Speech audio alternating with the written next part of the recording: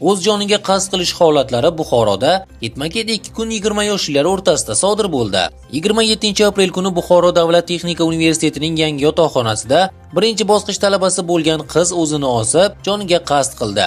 U o'limidan oldin xat qoldirib hech kimni ayblamaslikni va ota-onasidan kechirim so'rashini yozgan.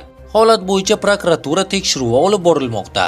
Shuningdek, 28-aprel kuni Buxoroda yana bir 20 yoshli yigit o'z joniga qasd qildi. Marhum akademik litsey sport zalining tom qismida o'zini osib vafot etgan. 28-aprel kuni tongi soat 6:20 lar atrofida 2005-yilda tug'ilgan fuqaro noma'lum sabablarga ko'ra Buxoro davlat texnika universiteti Qoshdagi akademik litsey sport zalining tom qismiga chiqib, bo'yin sohasidan o'zini osib vafot etdi.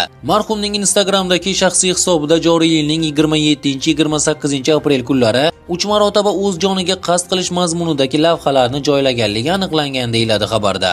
Mazkur holat yuzasidan Buxoro shahar prokuraturasi tomonidan tergovga qadar tekshiruv harakatlari olib borilmoqda.